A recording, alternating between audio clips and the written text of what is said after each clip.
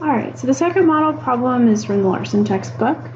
It tells us that the velocity v of the blood flow at distance r from the central axis of an artery of radius r is given by this function here, v equals k, so this function right here, v equals k times big R squared minus little r, where k is a constant of proportionality.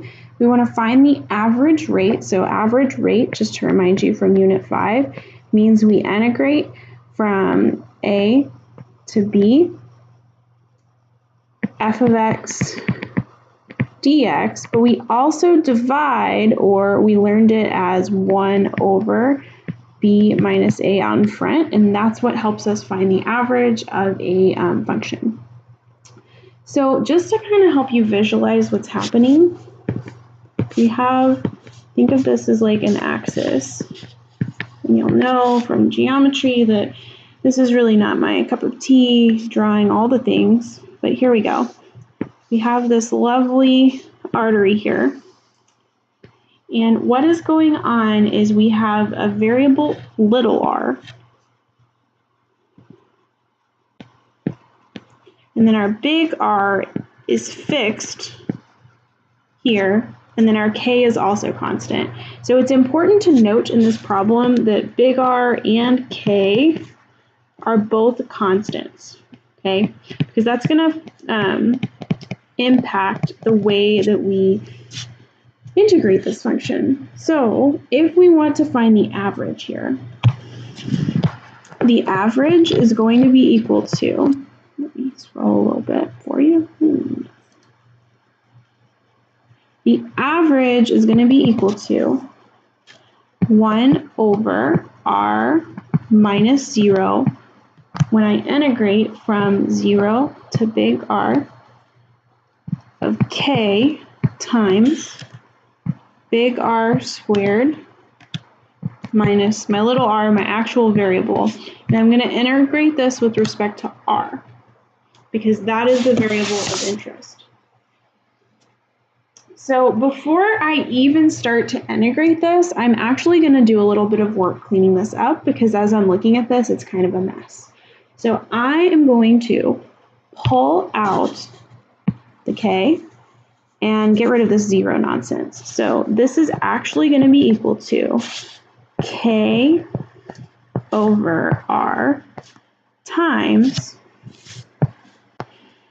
the integral from 0 to r of big R squared minus little r squared with respect to little r.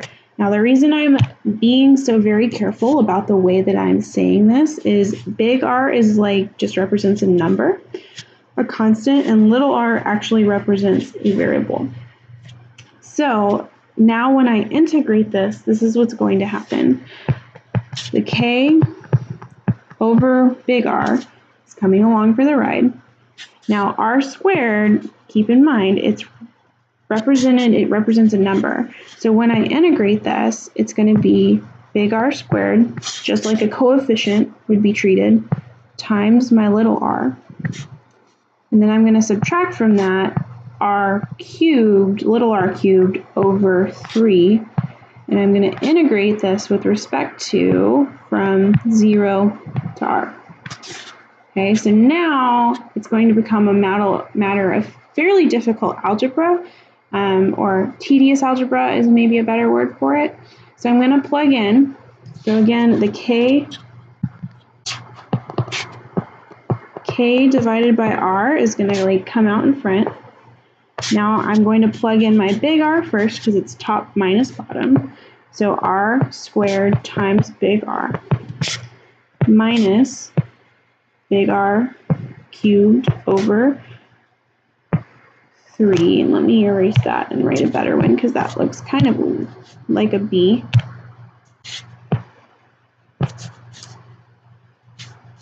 And then from that, I am going to subtract. Now, if I plug 0 in here, this is going to go to 0. And if I plug 0 in here, this is also going to go to 0. So now at this point, this whole piece goes to 0.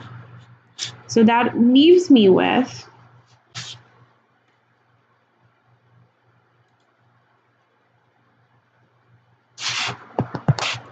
k divided by r times r cubed minus r cubed over 3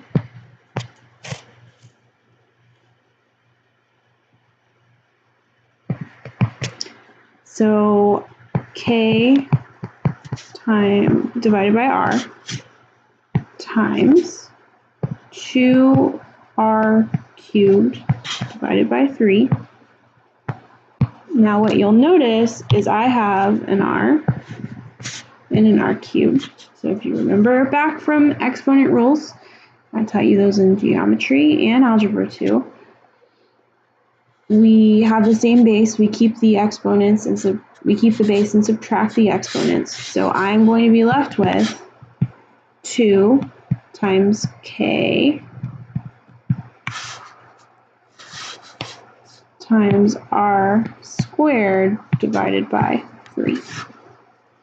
You could also write this, and probably the more likely multiple choice answer is 2/3 k big R squared. But those are the same thing. All right, and that's how you would work this problem.